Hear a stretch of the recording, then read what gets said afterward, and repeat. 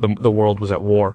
But behind the front lines, a different kind of battle was raging. A battle of slide rules, blueprints, and raw ingenuity. It was a race not just of armies, but of minds. How do you build a temporary city on a hostile beach? Or an oil pipeline on the bottom of the sea? How do you make a plane fly higher and faster than ever before in a cockpit warm enough for the crew to survive? The Second World War forced engineers and scientists to solve impossible problems on an impossible timeline.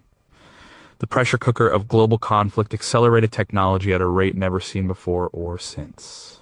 Ideas that might have taken decades to develop were brought from the drawing board to reality in a matter of months. This wasn't just about building bigger weapons. It was about logistics. It was about communication. It was about survival. It was about pure, unadulterated problem solving. Some of these incredible feats are famous. Others have been lost to history, overshadowed by the battles they made possible. But each one tells a story of human creativity under the most extreme pressure imaginable.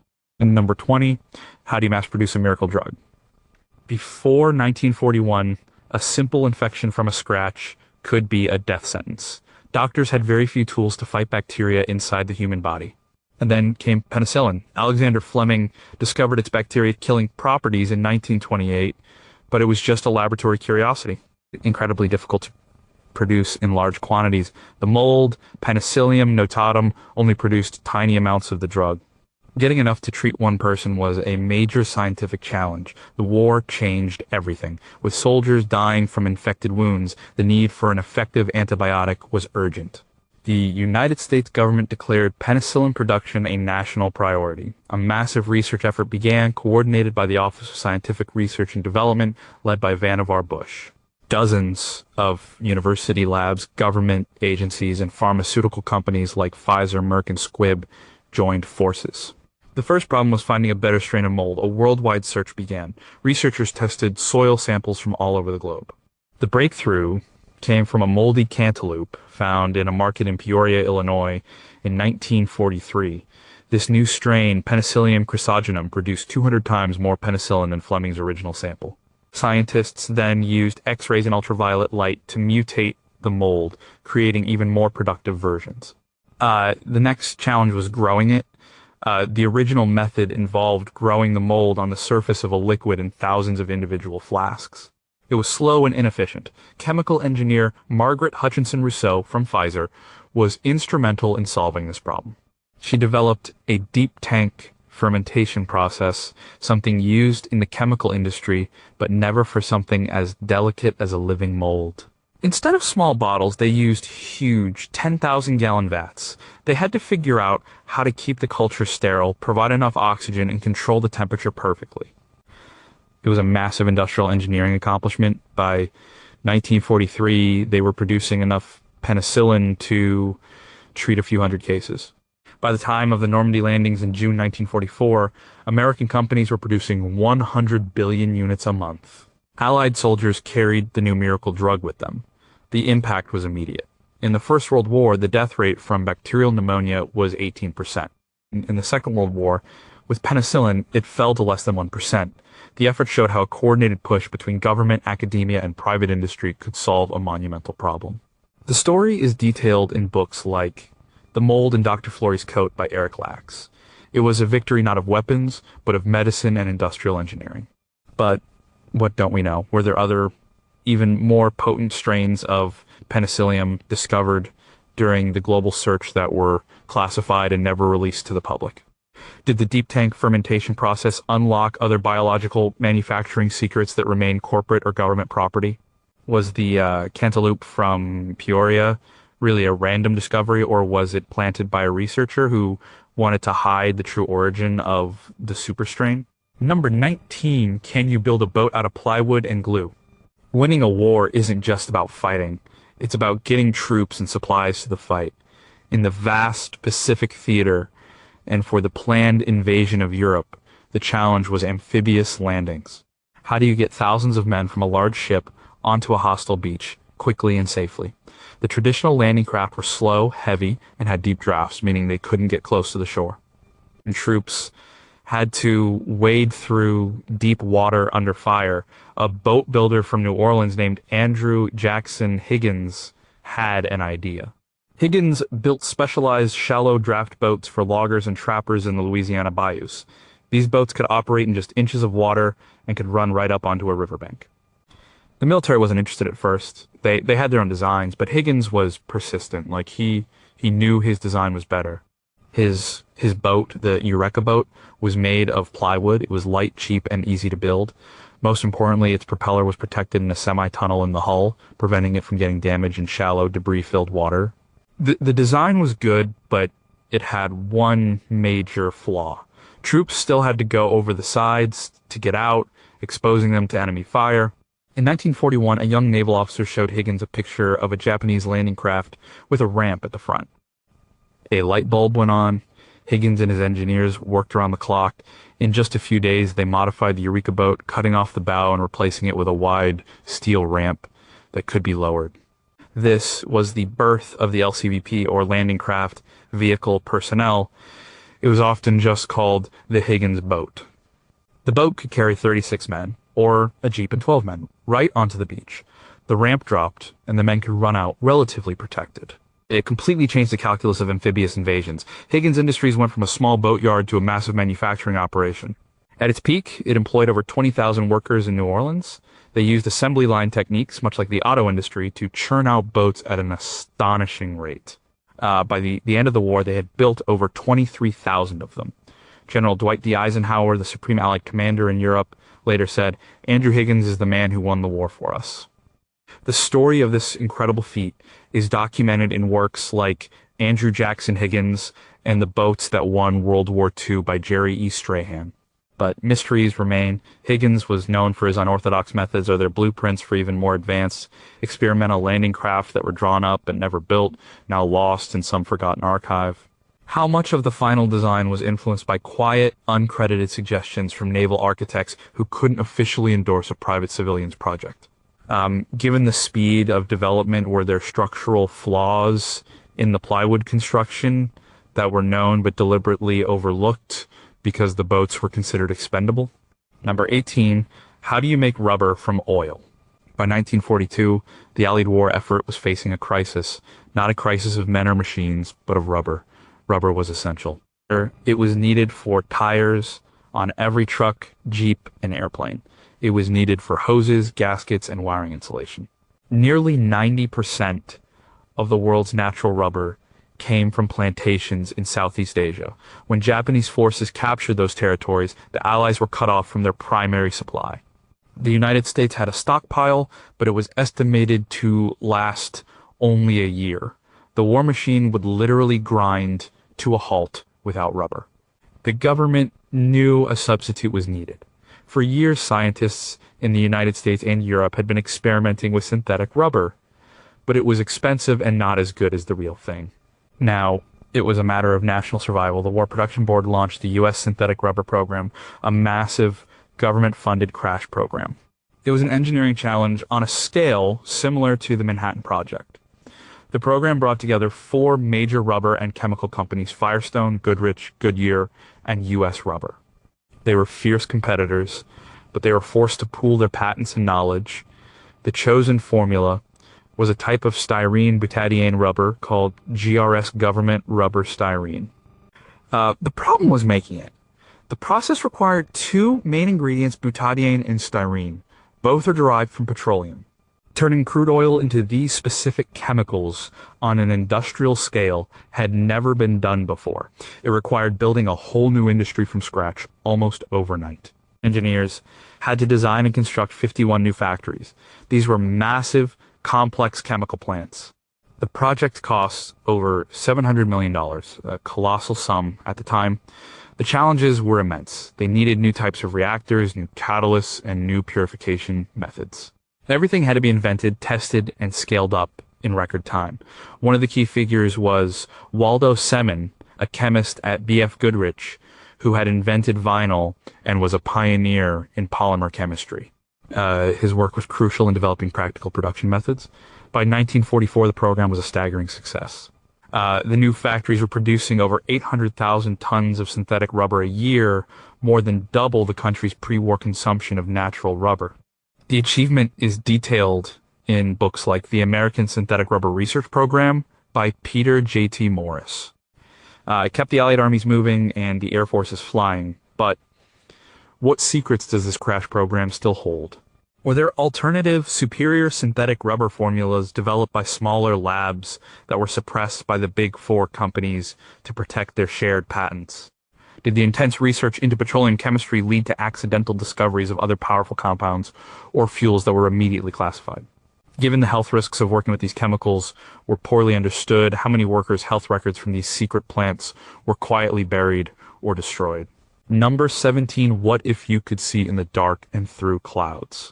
Imagine trying to find a ship in the vast, empty ocean at night, or trying to spot an incoming airplane in thick fog. For the early years of the war, this was a huge problem. Human eyesight, even with binoculars, has its limits. The British were desperate for a solution. They were an island nation, and protecting their sea lanes and airspace was critical. A team of scientists, led by Robert Watson Watt, had been working on a system that could detect aircraft using radio waves. They called it RDF for radio direction finding. The public would later know it as radar. The basic idea was simple. A transmitter sends out a pulse of radio waves. If those waves hit an object like an airplane, they bounce back. A receiver picks up the echo. By measuring the time it took for the echo to return, you could calculate the distance to the object. The engineering challenge was making this theory work in the real world. You needed powerful transmitters, highly sensitive receivers, and a way to display the information so a human operator could understand it. The first radar systems were huge. The British built a network of towers along their coast called Chain Home. These towers were over 350 feet tall and could detect incoming aircraft from over 100 miles away. This gave them a crucial early warning during the Battle of Britain in 1940. It allowed them to send their fighter planes to the right place at the right time, but these systems were big and stationary. The next great engineering feat was to shrink the technology down. This is where the cavity magnetron comes in. It was a device invented in 1940 by two British scientists, John Randall and Harry Boot at the University of Birmingham. The magnetron was a small, incredibly powerful microwave generator. It was the missing piece of the puzzle. It could generate the short wavelength radio waves needed for small, high-resolution radar systems. It was so important that it was taken to the United States in secret during the Tizard mission in late 1940. American engineers at the MIT Radiation Laboratory, or Rad Lab, took the British invention and perfected it for mass production. This led to a revolution. Suddenly, radar could be put on ships and eventually on airplanes. Ships could navigate in fog and detect surfaced submarines at night. Night fighter planes could hunt their targets in total darkness. Bombers could see their targets through thick cloud cover. The cavity magnetron was arguably one of the most important technological contributions to the Allied victory. Its story is told in books like The Invention That Changed the World by Robert Bouderi, but deep questions linger. The jump in power output from previous devices to the cavity magnetron was enormous. Was its design truly a flash of insight, or was it based on theoretical work from another country that was secretly obtained? There's still classified documents detailing the initial failed and potentially dangerous prototypes of airborne radar that malfunctioned in catastrophic ways. With the Rad Lab employing so many of the world's best physicists, what other side projects unrelated to radar were being worked on there, and were their discoveries quietly absorbed into other secret programs? Number 16, how do you build a floating harbor? The D-Day invasion of Normandy in June 1944 was the largest amphibious assault in history. But getting the troops ashore was only the first problem. To sustain a massive army in Europe, you need to supply it. That means thousands of tons of food, fuel, ammunition, and equipment every single day. The best way to do that is with a deep water port, but the major ports like Cherbourg and Le Havre were heavily defended. The Allies expected them to be destroyed by the retreating German forces, so they faced a dilemma: how do you unload huge cargo ships without a port? The answer was audacious. If you don't have a port, you bring one with you. This was the idea behind the Mulberry Harbors, one of the most ambitious engineering projects of the war. The plan was to construct two massive artificial harbors and tow them across the English Channel. It was a project of incredible scale and complexity, championed by Winston Churchill himself. The project was codenamed Mulberry, and the two harbors were Mulberry A for the American beach Omaha and Mulberry B for the British and Canadian beach Gold. The harbor had several key components. First, a breakwater was needed to create calm water. This was made of two parts: an outer floating breakwater called bombardance and an inner permanent breakwater. The permanent one was made by sinking old ships called gooseberries and huge hollow concrete caissons called phoenixes. These phoenix caissons were technological marvels. They were as big as six-story buildings, weighing up to 6,000 tons each. They were built in dry docks in Britain, then floated and towed across the channel by tugboats where they were sunk in precise locations to form the harbor wall. Inside this protected water, they needed floating piers and roadways to get supplies from the ships to the shore. These were called whales. The roadways were made of steel sections mounted on floating pontoons called beetles. This system was designed by engineer Alan Beckett. The key was that the piers could rise and fall with the tide, which in Normandy can be over 20 feet. This allowed trucks and tanks to drive directly from the ships onto the beach 24 hours a day. The construction was a massive undertaking involving thousands of workers all over Britain. In total, over 200 Phoenix caissons, 10 miles of floating roadway, and dozens of pierheads were built in complete secrecy. The operation began right after D-Day. The components were towed across the channel and assembled off the coast. Unfortunately, on June 19th, a massive storm, the worst in 40 years, hit the channel. Mulberry A at Omaha Beach was completely destroyed. Mulberry B, however, survived. For the next 10 months, it was the busiest port in the world. It landed over 2.5 million men, 500,000 vehicles, and 4 million tons of supplies. It was the logistical lifeline that made the Allied advance across France possible. The book Engineers of Victory by Paul Kennedy details this and other feats. But unsettling questions remain. To maintain secrecy, were alternative and perhaps superior designs for the harbors deliberately rejected because they couldn't be built without revealing the project's purpose? How many workers died in construction accidents that were covered up to prevent a drop in morale and to keep the project on its secret schedule? Given the immense forces of the sea, did the engineers who designed the Phoenix caissons know there was a high probability of failure, essentially gambling the success of the invasion on their calculations? Number 15, can you make an airplane out of wood? By the middle of the war, strategic materials like aluminum were in high demand and short supply. They were needed for building the thousands of heavy bombers and fighters required for the air war. But what if you could build a high-performance military aircraft out of a non-strategic material? What if you could build it out of wood? That was the radical idea behind the de Havilland Mosquito. The concept was proposed by Geoffrey de Havilland in 1938, but the Royal Air Force was skeptical. A wooden warplane seemed like a step backward, but de Havilland persisted. His design was for a small, unarmed bomber that would rely on one thing for survival speed. By removing heavy defensive guns and armor, the plane could be made incredibly light and aerodynamic. It would be powered by two powerful Rolls-Royce Merlin engines, the same engines used in the Spitfire fighter. The theory was simple. It could fly so fast that no enemy fighter could catch it. The true engineering genius was in its construction. The Mosquito was built from plywood, but it wasn't ordinary plywood. It was a composite material. The fuselage was made from a sandwich of balsa wood between two layers of birch plywood, formed and glued together over a mahogany mold. This created a strong, lightweight, and smooth shell. Because it was made of wood, construction could be outsourced to furniture makers, cabinet shops, and piano factories. This decentralized production made it less vulnerable to bombing and tapped into a skilled workforce not typically used for aircraft manufacturing. The Mosquito, nicknamed the Wooden Wonder, first flew in November 1940. Its performance was stunning. It was faster than the Spitfire and nearly every other fighter plane in the air. The initial concept of an unarmed bomber was quickly expanded.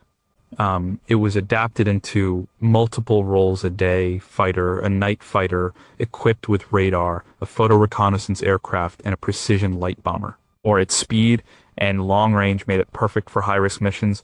Mosquitoes flew daring low-level raids, marking targets for the main bomber force, and conducted reconnaissance deep into enemy territory. The aircraft proved incredibly durable and versatile. The wooden construction could absorb damage that would have shattered a metal airframe. For example, in May 1943, a Mosquito returned from a mission over Berlin with 20mm cannon holes in its wing, but the wooden structure held together.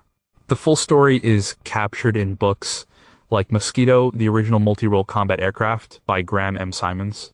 It was a masterpiece of innovative design and materials engineering, proving that high technology doesn't always mean using the most exotic materials. But what parts of the story are missing?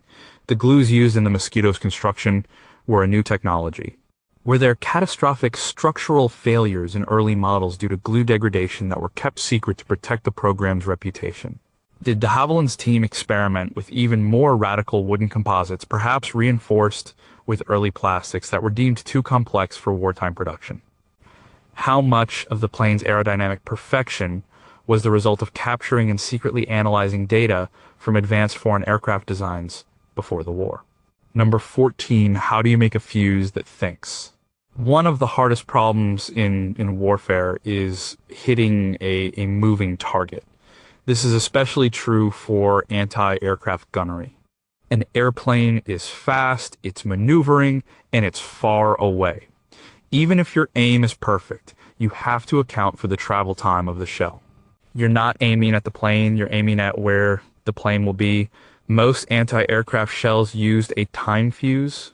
You'd calculate the altitude of the plane, set the fuse to detonate after a certain number of seconds, and hope for the best. The chances of a direct hit were tiny. Most shells exploded harmlessly in empty sky. What if the shell itself could decide when to explode? What if it could sense when it was close to a target? This was the concept behind the proximity fuse, also known as the VT variable time fuse. It was a tiny, self-contained radar set built to fit into the nose of an artillery shell. It was one of the most complex and important secret projects of the war. The project was led by physicist Merle Tuve at the Johns Hopkins University Applied Physics Laboratory under the direction of Vannevar Bush's Orst. The engineering challenges were almost unbelievable. They had to build a miniature radio transmitter and receiver. These components had to be rugged enough to survive being fired from a cannon. The shell would be subjected to forces of 20,000 Gs, 20,000 times the force of gravity plan, and would be spinning at 25,000 revolutions per minute. The electronics, particularly the delicate vacuum tubes, had to be completely redesigned to withstand this punishment. They invented ruggedized vacuum tubes with components braced and cushioned to prevent them from shattering. The fuse worked by emitting a continuous radio wave. As the shell flew, these waves would bounce off any nearby object, like an airplane. The receiver in the fuse would listen for this reflected signal. As the shell got closer to the target, the frequency of the reflected wave would change due to the Doppler effect, the same principle that makes a siren sound higher pitched as it approaches you. When the reflected signal reached a certain strength and frequency, indicating the shell was at its closest point to the target, a switch was thrown, detonating the shell. The fuse was a huge success. It was first used by the U.S. Navy in the Pacific in January 1943. It dramatically increased the effectiveness of anti-aircraft fire.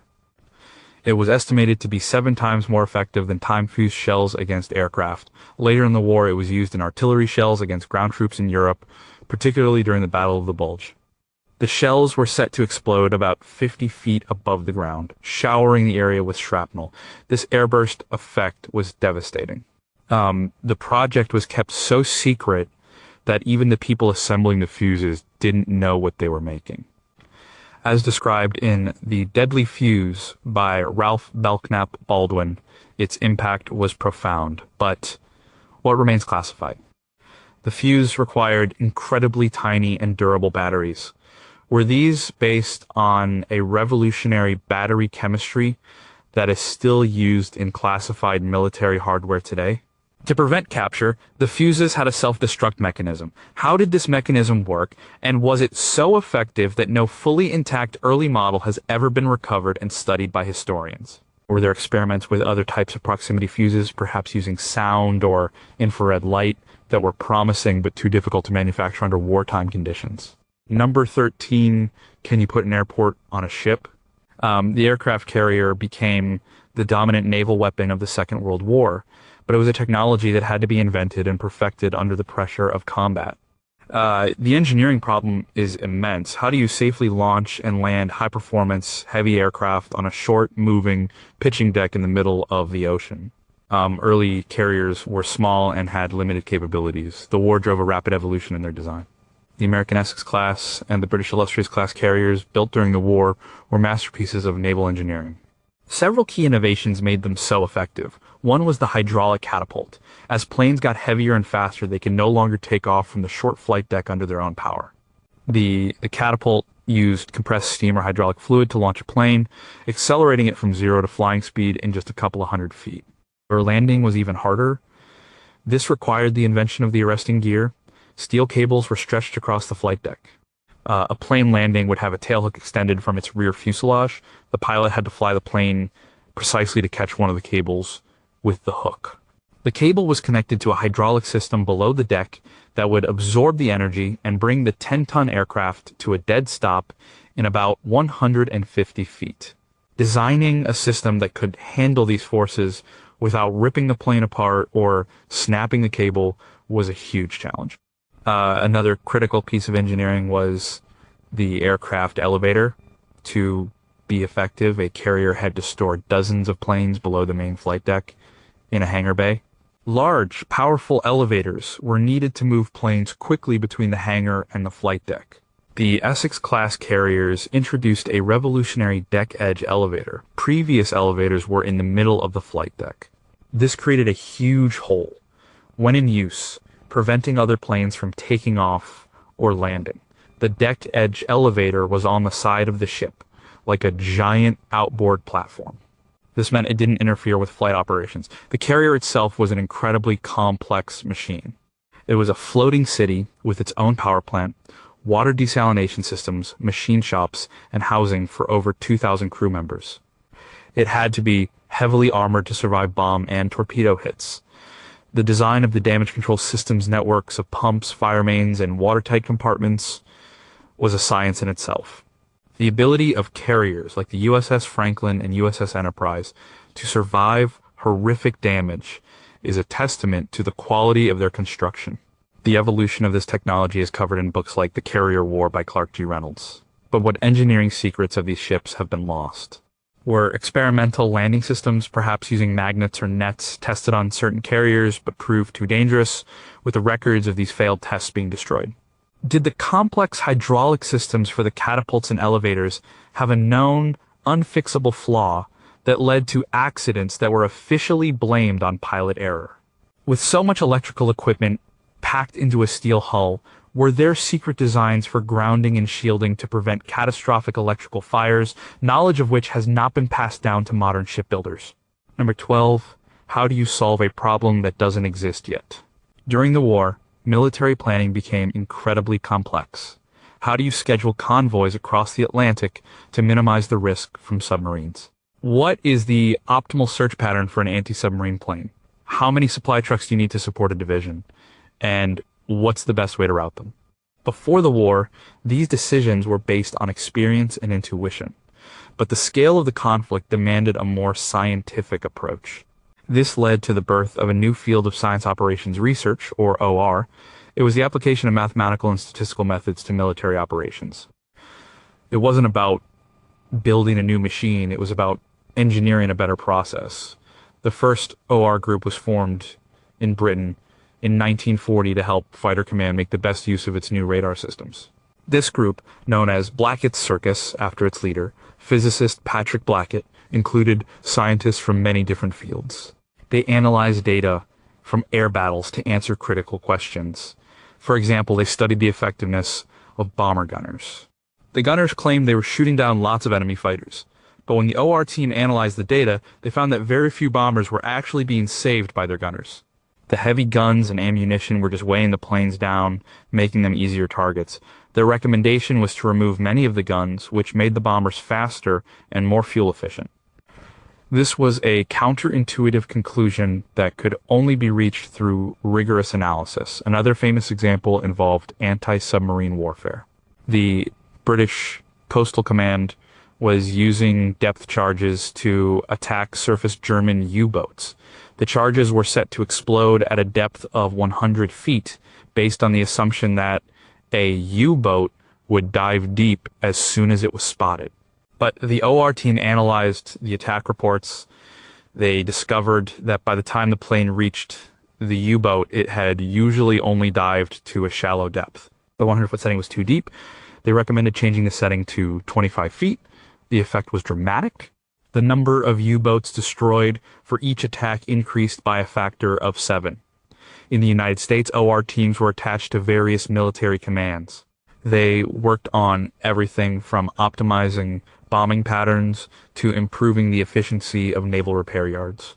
The work of scientists like Philip M. Morse and George Kimball, detailed in their classic book, Methods of Operations Research, was crucial.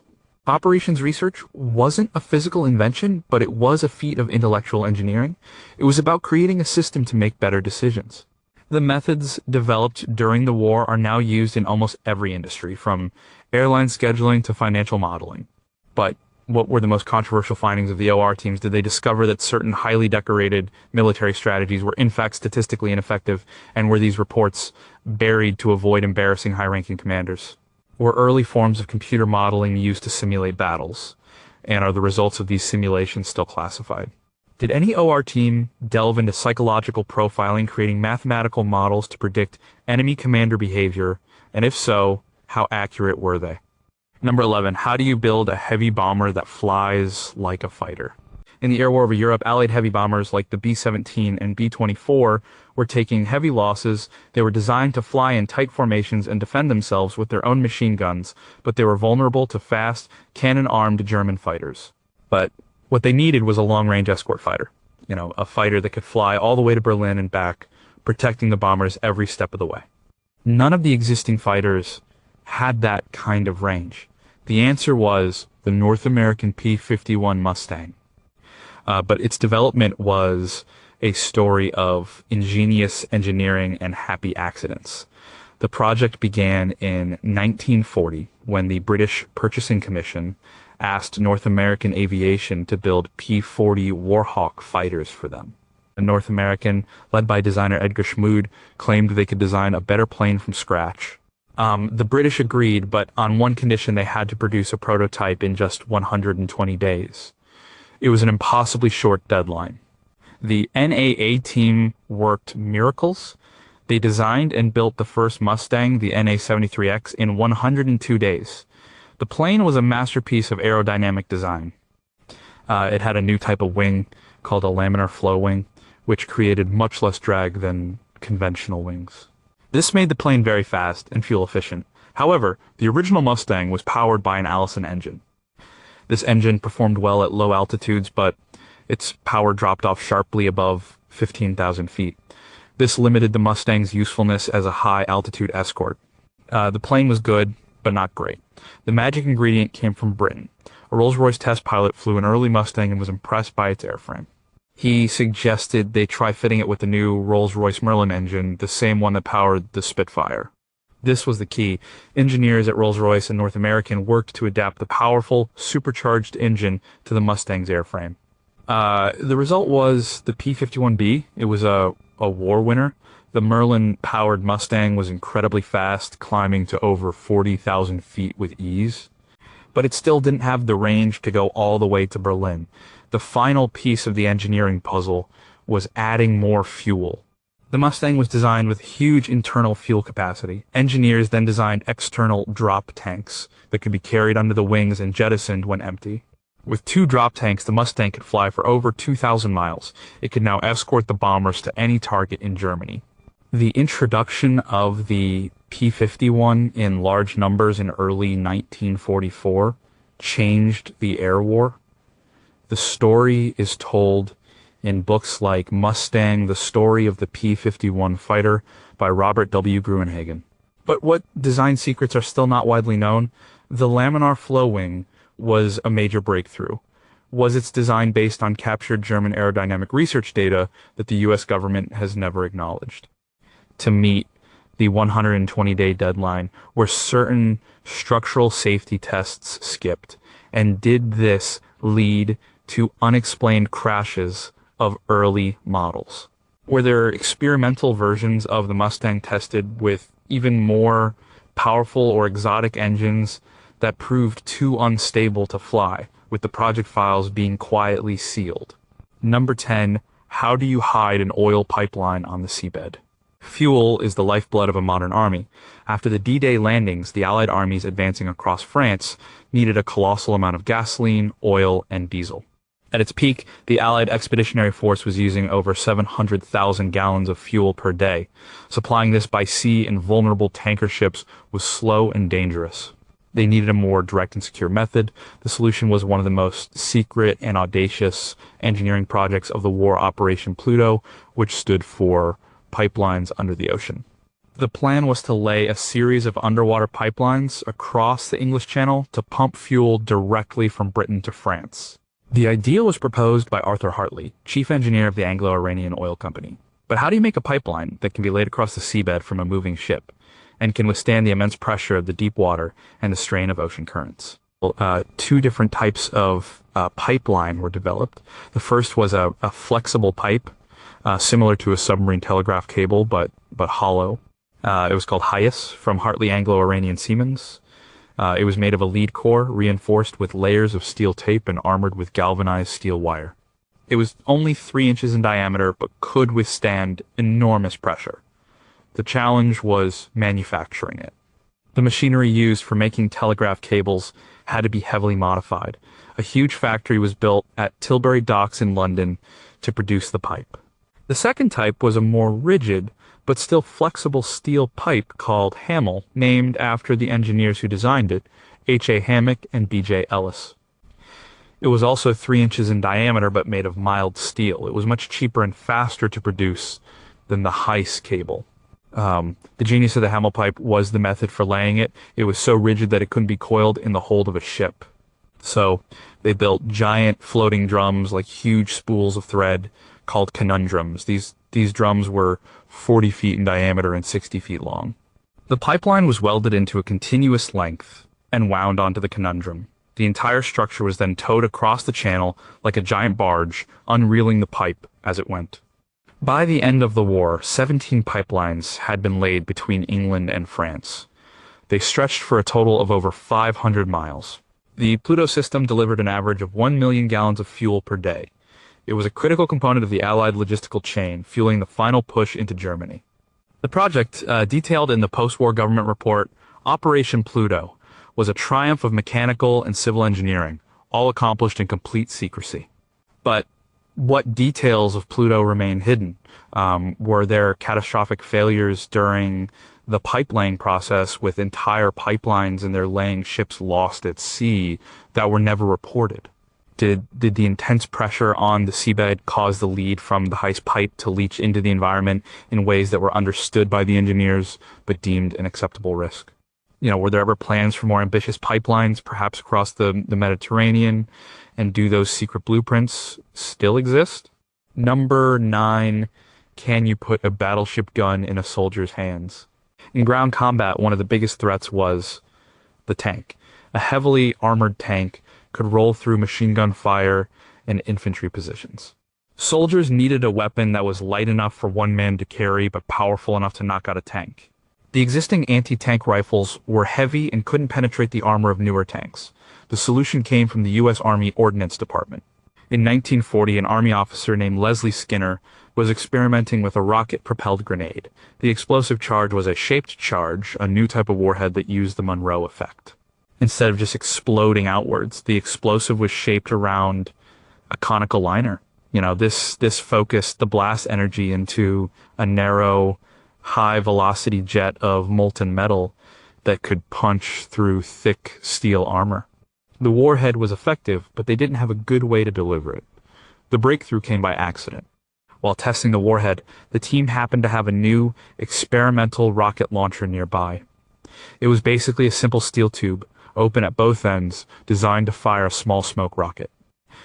On an impulse, they decided to see if they could launch the new anti-tank warhead from the tube. It worked perfectly. The weapon was light, simple, and had no recoil. The backblast from the rocket simply shot out the rear of the tube. The weapon was demonstrated to senior Army officers in May 1942. They were so impressed that one general remarked, "It looks like Bob Burns' bazooka." Bob Burns was a popular radio comedian who played a homemade musical instrument. He called a bazooka. The name stuck. The M1 bazooka was rushed into production. It was a simple 2.36-inch diameter tube that could be operated by a two-man team. One soldier aimed and fired, while the loader inserted the rocket into the rear of the tube. It gave a small infantry unit the power to destroy a 30-ton tank. The bazooka was first used in combat during the Operation Torch landings in North Africa in late 1942. It was an immediate success. It changed infantry tactics forever. No longer were soldiers helpless against tanks. The weapon was continuously improved throughout the war, with more powerful rockets and better sights. The engineering feat was not just in the rocket or the launcher, but in the combination of the two into a simple, cheap, and effective system that could be mass-produced and put into the hands of ordinary soldiers. Its development is documented in works on U.S. Army ordnance, but what parts of its development were kept secret? Were there early prototypes that were dangerously unreliable, with rockets exploding in the tube, and were the reports of these incidents suppressed to speed up production? The shaped charge was a sophisticated piece of physics. How much of the American design was based on secretly acquired European research from before the war? Were there experimental versions of the bazooka developed that fired other types of ammunition like chemical or incendiary warheads that were never put into production? Number 8. Can a truck be a boat? The challenge of amphibious operations wasn't just getting troops ashore, it was getting supplies to them. Once a beachhead was established, it needed a constant stream of ammunition, food, and fuel. Unloading cargo from ships onto smaller landing craft, running them to the beach, and then unloading them onto trucks was slow and created huge bottlenecks right on the shoreline, exposed to enemy fire. The solution was a vehicle that could do all three jobs: a truck that could drive off a road, into the water, navigate to a ship, take on cargo, and then return to the shore and drive inland to a supply depot. This was the idea behind the Duku. The name sounds strange, but it was just the manufacturer's code from General Motors Corporation D for 1942 model year, U for utility vehicle, K for all-wheel drive, and W for dual rear axles. Soldiers quickly nicknamed it the Duck. The Dukwa was based on the standard GMC 2.5-ton Army truck, one of the most common vehicles in the war. A team of engineers from GMC and the naval architecture firm Sparkman and Stevens was given the task of converting it. They designed a watertight steel hull that was built around the truck's chassis and drivetrain. They added a propeller at the back and a rudder for steering in the water.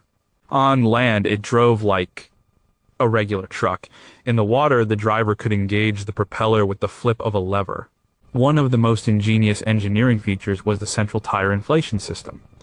The driver could inflate or deflate the truck's tires from inside the cab. This was critical. On soft sand beaches, a truck with high-pressure tires would bog down and get stuck. By letting air out of the tires, the driver could increase the surface area of the tire's footprint, allowing the Duku to float over the sand. Once it got back on a hard road, the driver could re-inflate the tires for normal driving. The Dukui was first demonstrated in 1942. The military was initially skeptical, but a dramatic test in rough seas off Provincetown, Massachusetts, where a Dukwa rescued the crew of a wrecked Coast Guard patrol boat, proved its capabilities. It was rushed into production. Over 21,000 were built. They were used in every major amphibious landing of the war, from Sicily to Normandy to the island-hopping campaigns in the Pacific. They were the workhorses of military logistics, ferrying millions of tons of supplies from ship to shore. The Dukwa is a prime example of practical problem-solving engineering, adapting an existing technology for a radical new purpose. Its history is detailed in books like The Duku: A Universal History by James K. L.G. Smith. But what about the Duku's hidden history? Were there major stability issues with the initial design that led to catastrophic capsizing incidents during testing, with these failures being covered up? The central tire inflation system was revolutionary for its time. Was this technology adapted from a foreign design, or was it a purely American invention?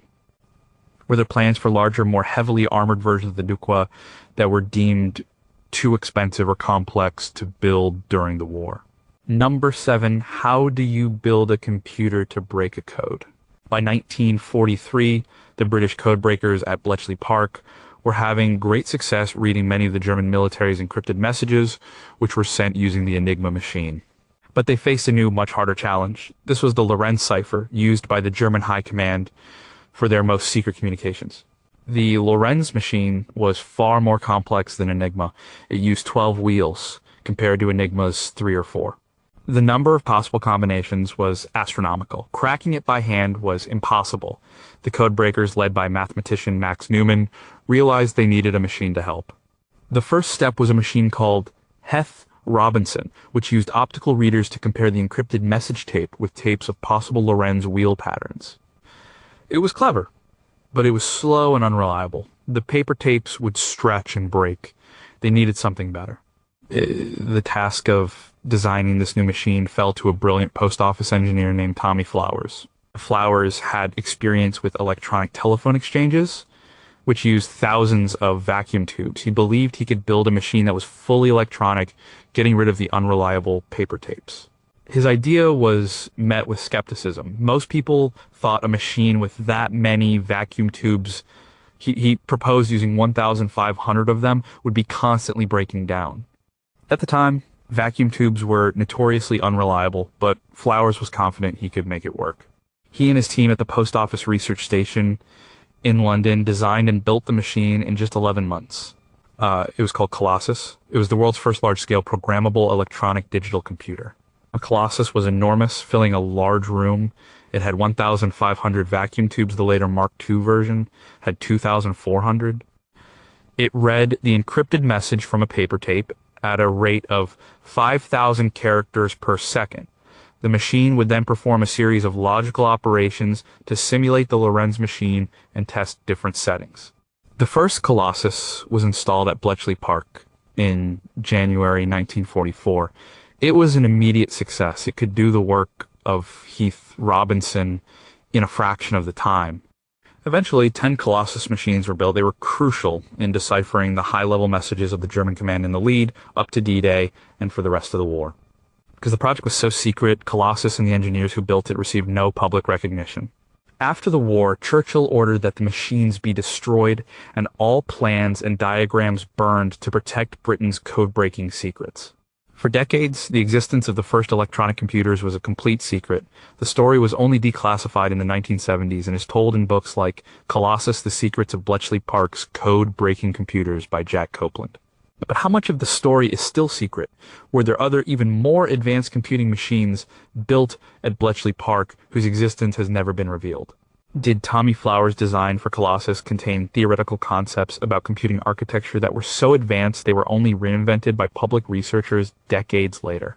With the machines being physically destroyed, is it possible that a complete set of blueprints was secretly preserved and is still held in a government vault? Number 6, how do you build a machine that touches space? For centuries, warfare was limited by the range of artillery. But what if you could build a weapon that flew not just miles, but hundreds of miles? A weapon that flew so high and so fast that it could not be intercepted. This was the vision behind the A4 rocket, more commonly known as the V2. Developed in Germany, it was the world's first long-range ballistic missile. From an engineering perspective, it was a quantum leap. The project was led by a team of engineers and scientists at a secret research facility at Peenemünde on the Baltic coast, with Wernher von Braun as the technical director.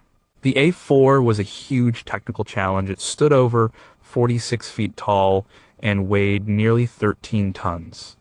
Its engine was the most powerful rocket engine ever built at the time.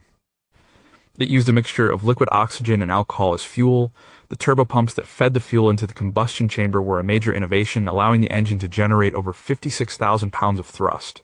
The rocket's flight path was ballistic. It would launch vertically, then slowly tilt over.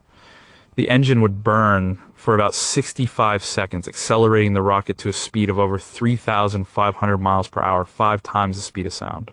At engine cutoff, it would be at an altitude of about 20 miles. It would then coast upwards, reaching a maximum altitude of over 50 miles, touching the edge of space.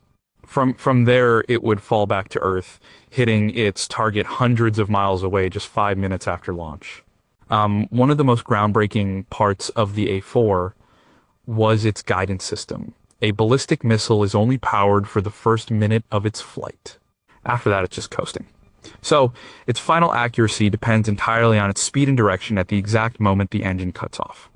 The A4 had a sophisticated inertial guidance system. It used two gyroscopes to keep it stable and an accelerometer to measure its speed. When the rocket reached the predetermined velocity, the guidance system would send a signal to shut off the engine. To steer the rocket during its powered flight, it used graphite vanes that were placed directly in the rocket's fiery exhaust.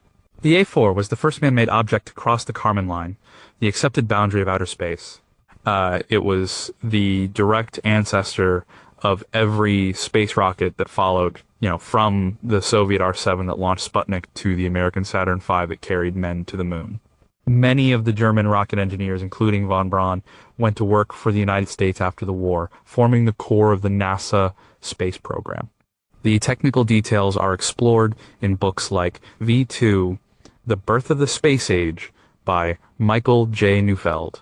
But what do we still not know about this program? Were there more advanced versions of the A4, perhaps with longer ranges or more sophisticated guidance systems that were on the drawing board or in early testing when the war ended?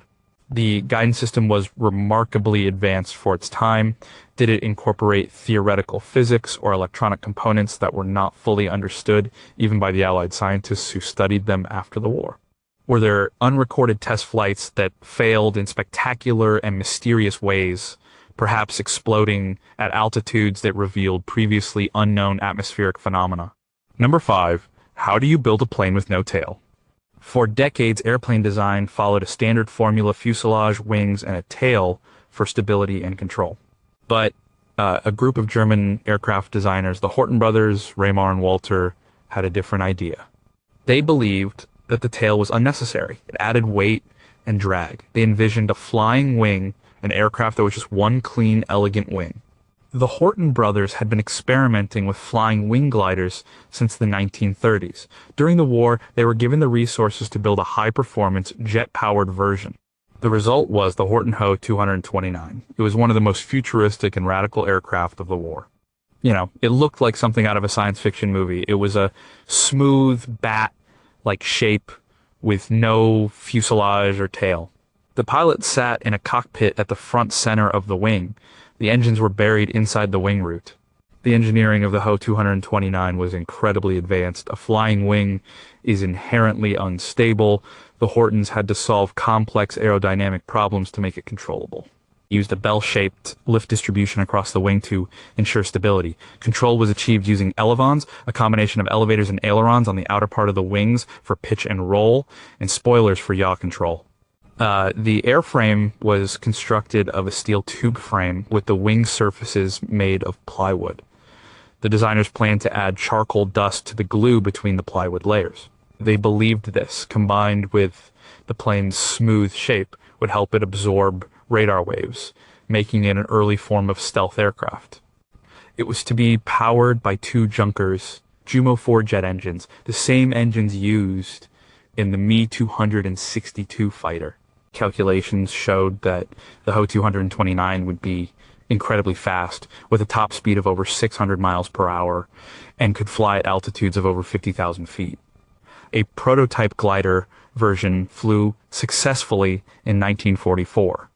The first powered prototype, the Ho 229 V2, flew in February 1945. The test pilot was impressed with its handling, but on its third flight, one of the engines failed, and the aircraft crashed, killing the pilot. Despite this setback, the project continued. An improved version, the V3, was under construction when the war ended.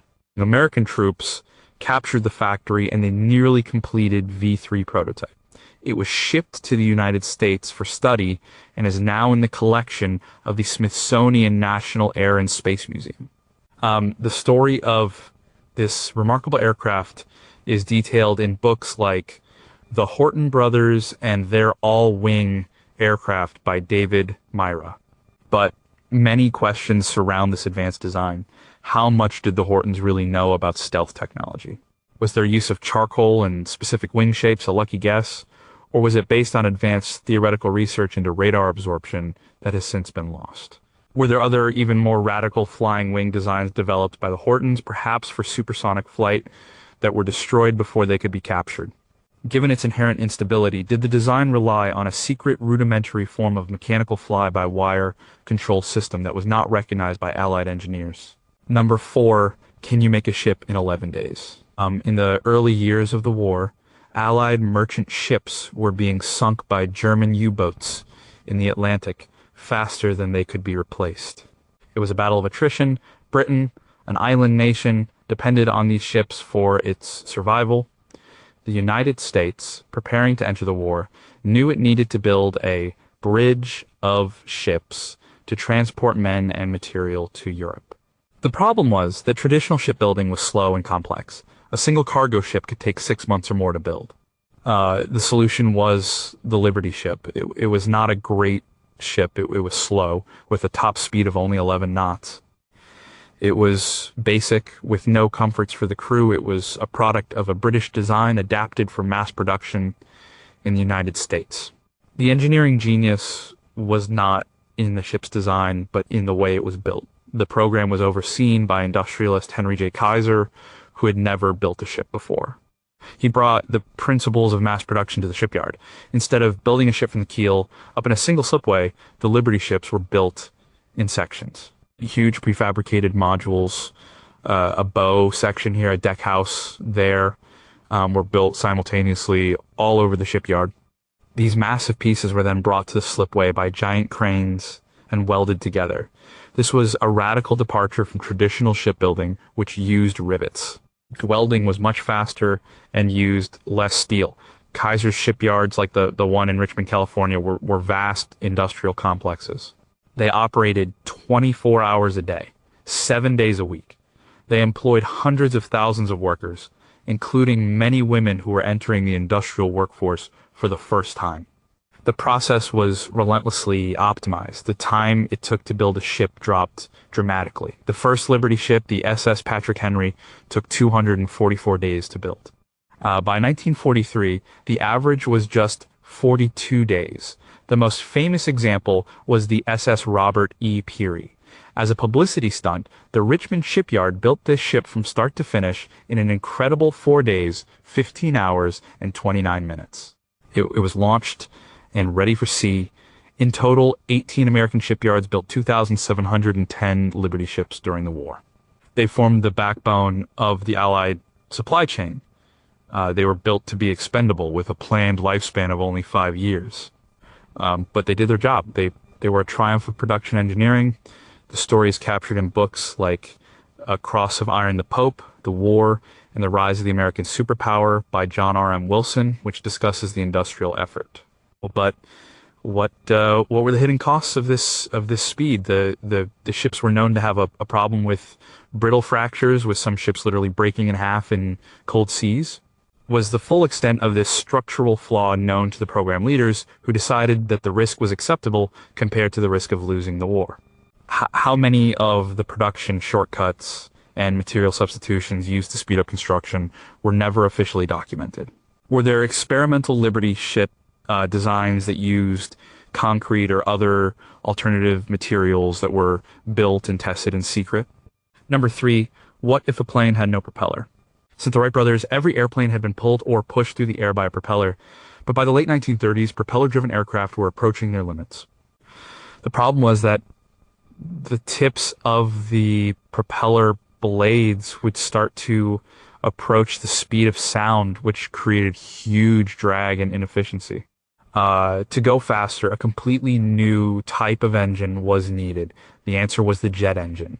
The basic principle had been understood for some time. You suck air in the front, compress it, mix it with fuel, ignite it, and blast the hot gas out the back. Newton's third law does the rest, but building a practical, reliable jet engine was a monumental engineering challenge. It required new types of compressors, new combustion chambers, and new metal alloys that could withstand the incredible heat and stress inside the engine. Our engineers in both Britain, Frank Whittle, and Germany, Hans von Ohain, developed the first jet engines independently in the late 1930s. During the war, Germany was the first to put a jet-powered fighter into operational service. This was the Messerschmitt Me 262. It was a revolutionary aircraft. It first flew in 1942, and when it entered combat in 1944, it was a shock to Allied pilots.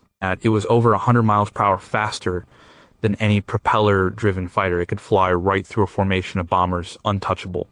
The Me-262 was an incredible feat of engineering. Its wings were swept back, a design feature that helped delay the onset of compressibility effects at high speed.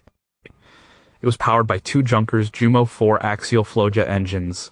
An axial flow engine, where the air passes straight through the engine, was more complex, but more powerful and efficient than the centrifugal flow designs being developed by the British. The Jumo 4 engines were the weak point of the aircraft. They were unreliable and had a very short lifespan, sometimes lasting only 10 to 25 hours before needing to be replaced. The materials available for building the turbine blades could not withstand the high temperatures for long. But when they worked, they were a glimpse of the future of aviation. The Me-262 was not just an airplane, it was the beginning of a new age. The development of these early jets is detailed in The Jet Race and the Second World War by Sterling Michael Pavelek. But what classified information about these first jets has never come to light. Were there more advanced, more reliable jet engine designs being developed that were based on fundamentally different principles, with the prototypes and research papers destroyed at the end of the war? The swept-wing design was a key innovation. Was this design the result of pure aerodynamic calculation, or was it influenced by mysterious pre-war research papers from another country? Did test pilots of the Me-262 experience strange and undocumented aerodynamic effects when approaching the sound barrier, phenomena that were not understood by the science of the day? Number 2, how do you build the most complex machine in history? By 1944, the United States was preparing for the final stages of the war in the Pacific. This involved flying very long-range bombing missions against the Japanese home islands. The existing heavy bombers, like the B-17, did not have the range or the payload capacity for this mission. A new, much more advanced bomber was needed. This was the Boeing B-29 Superfortress. The B-29 was, without a doubt, the most complex and expensive single weapon system of the entire war. The program to design and build it cost over $3 billion, or 60 grand more than the $2 billion spent on the Manhattan Project. It was a technological marvel, incorporating a host of new inventions. One of the most significant was the pressurized cabin. The B-29 was designed to fly at altitudes above 30,000 feet, above most enemy fighters and bad weather. At that altitude, the air is too thin and cold for a crew to survive. The B-29 had a fully pressurized crew compartment, keeping the internal atmosphere at a comfortable 8,000 feet. This was a first for a production bomber, and a huge engineering challenge involving complex seals and structural reinforcement. The plane was also the first to feature a remote-controlled defensive gun system. Instead of gunners standing at open windows, they sat in comfortable, pressurized compartments and aimed the guns using computerized sights. A central fire control computer would calculate the lead and deflection needed to hit a moving target, and then electric motors would move the guns in the remote turrets. It was an early form of fly-by-wire technology. The engines were another major innovation. The B-29 was powered by 4 massive Wright R3350 duplex Cyclone radial engines, each producing 2,200 horsepower. These were the most powerful aircraft engines in the world at the time, but they were prone to overheating, especially during the long, slow climbs to high altitude. This problem was never fully solved and caused the loss of many aircraft. The sheer scale of the B-29 program was staggering. It involved 4 main assembly plants and thousands of subcontractors. It was a logistical and manufacturing challenge on a scale never seen before. When the first B-29s were deployed to combat in 1944, they were still plagued with technical problems. It was a testament to the skill and courage of the flight crews and ground crews that they were able to make the complex machine work. The full story of its development is in Superfortress the B-29, an American Air Power by Curtis LeMay and Bill Yen. But what about the B-29's secret development history? The computerized gun sight was a revolutionary piece of technology. Did its design incorporate principles of cybernetics and feedback loops that were decades ahead of their time? And was the true complexity of the system kept secret even from the military? To solve the engine overheating problem, did Boeing and Wright experiment with exotic fuel additives or cooling systems that were deemed too dangerous or expensive for mass production? Were there secret high-altitude test flights of the B-29 that gathered atmospheric data that was immediately classified and used for other non-aviation related research programs? Number one, can you build a sun on Earth? It was the most secret, most expensive, and most consequential engineering project in human history. It began with a letter to President Franklin D. Roosevelt in 1939, signed by Albert Einstein, warning that recent discoveries in nuclear physics might make it possible to build an extremely powerful bomb of a new type. This was the start of the Manhattan Project. The challenge was to take a theoretical concept from the world of physics and turn it into a working device. The science was daunting enough. Scientists had discovered that if you hit the nucleus of a uranium atom with a neutron, it would split a higher process called fission A, releasing a huge amount of energy and more neutrons. These new neutrons could then split other atoms, creating a chain reaction. The problem was that this only worked with a specific type of uranium, an isotope called uranium-235. Natural uranium is over 99% uranium-238, which does not fission easily. The two isotopes are chemically identical, differing only by a tiny amount in weight. Separating them was the central engineering problem of the project. Two main methods were developed. One was gaseous diffusion. Uranium was converted into a gas, uranium hexafluoride, and pumped through a series of porous barriers. The lighter U-235 atoms would pass through the barriers slightly more often than the heavier U-238 atoms. To get a useful enrichment, the gas had to be pumped through thousands of these barriers. This required building a massive factory, the K-25 plant, at a secret city called Oak Ridge, Tennessee. The plant was over a mile long and was the largest building in the world at the time. It was a colossal feat of chemical and mechanical engineering, requiring new types of pumps, seals, and barriers that could resist the highly corrosive uranium gas. The other method was to create a whole new element, plutonium. By bombarding U-238 with neutrons in a nuclear reactor, it could be transformed into plutonium-239, which, like U-235, was fissionable. This required building the world's first large-scale nuclear reactors. This was done at another secret site, Hanford in Washington state, where building and operating these reactors was an unprecedented challenge. Engineers had to figure out how to control the nuclear reaction, how to cool the reactor, and how to remotely handle the intensely radioactive fuel rods to extract the plutonium. The final challenge was to design the bomb itself. A team of the world's top scientists was assembled at a third secret city, Los Alamos, New Mexico, under the direction of physicist J. Robert Oppenheimer. They designed two types of bombs. The Little Boy design, which used U-235, was a relatively simple gun-type device where one piece of uranium was fired into another to start the chain reaction. The Fat Man design, which used plutonium, was much more complex. It used a sphere of plutonium that was compressed by a surrounding layer of conventional explosives. This implosion had to be perfectly symmetrical, a problem that required brilliant work in explosive engineering and electronics. The project culminated in the Trinity test in the New Mexico desert on July 16, 1945, the first detonation of a nuclear weapon. The history is famously documented in Richard Rhodes's book, The Making of the Atomic Bomb. But even with such a well-documented project, what fundamental questions remain? During the intense theoretical work at Los Alamos, did the scientists stumble upon other, even more powerful physical principles for releasing energy that were deemed too dangerous to pursue, and were all records of this research destroyed? The implosion mechanism for the plutonium bomb required incredibly precise timing. Was this achieved using a secret type of electronic switch or detonator that was far more advanced than anything known at the time? With so much radioactive material being handled for the first time, what were the true, unrecorded health consequences for the thousands of workers at Oak Ridge and Hanford, and how many of those records were deliberately sealed to prevent liability?